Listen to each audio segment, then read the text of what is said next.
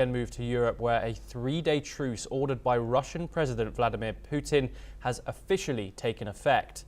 The ceasefire, timed with Moscow's Victory Day celebrations, is meant to test Kiev's readiness for peace, but Ukraine has rejected it, calling the move a political stunt.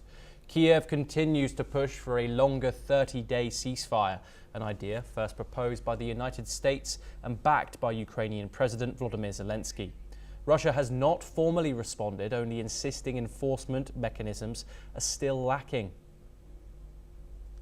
Hours before the truce began, both sides launched fresh aerial attacks.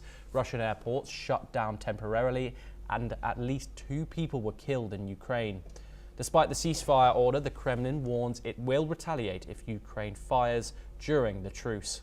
Meanwhile, US President J.D. Vance says diplomacy is still possible, but only if sides agree on direct communication terms.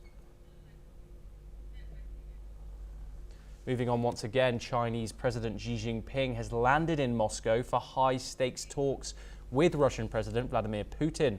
This comes just hours after Ukrainian drones once again targeted the Russian capital, forcing airport shutdowns ahead of his arrival. Xi's trip signals deepening ties with Moscow as China remains Russia's top buyer of oil and gas and a critical economic lifeline amid Western sanctions. Beijing, however, remains silent on the drone strikes, urging only that tensions not escalate further. Also in Moscow, Venezuela's President Nicolas Maduro. He and Putin signed a strategic partnership agreement after talks focused on energy and oil. The Kremlin called it a major milestone. Other leaders are also pouring into Russia for the May 9th Victory Parade.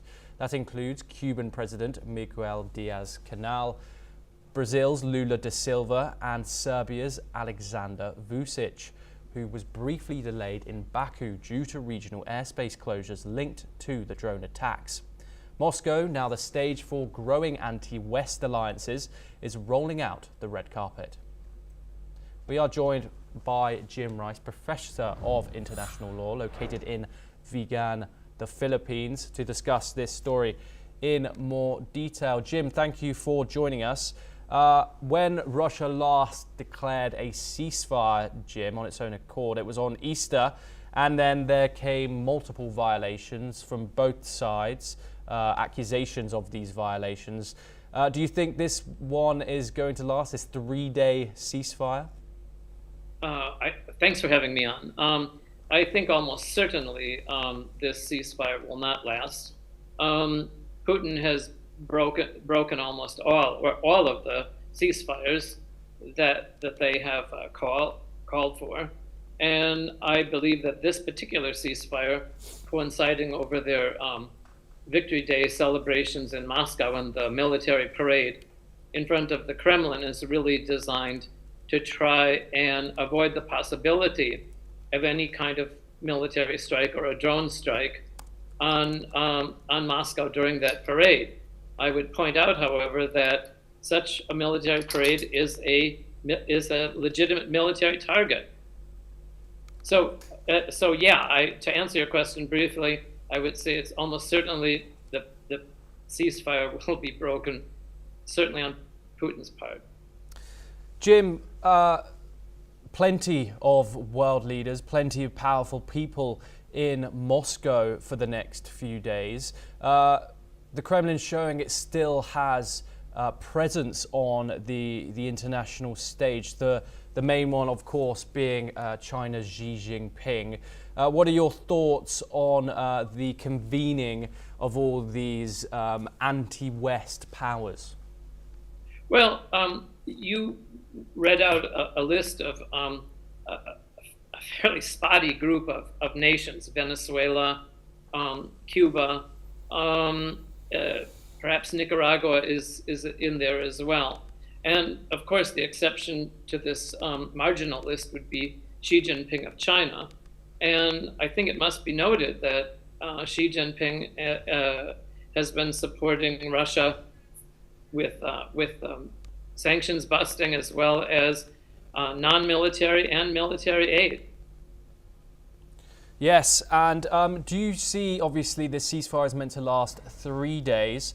But do you see this ceasefire as a genuine effort towards peace, or is it just a public relations move, as Ukrainian President Volodymyr Zelensky believes it is to be?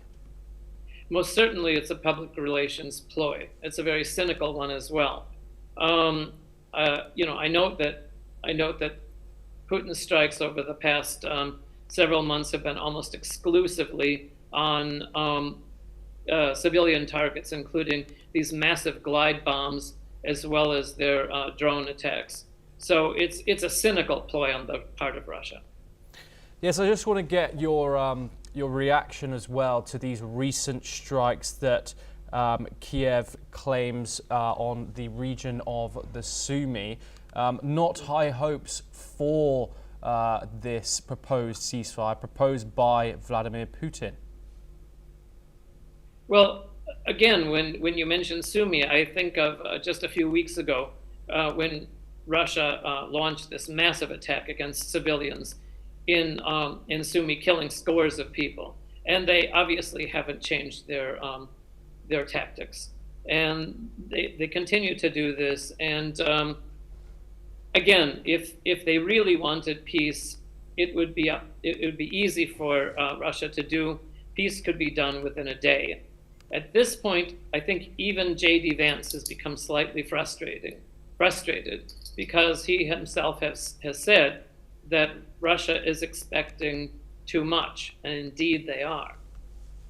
Yes, Jim, and obviously the US has said it's going to pull out as its role as mediator, even in contrast to Donald Trump's previous comments that he would get the war fixed in 24 hours.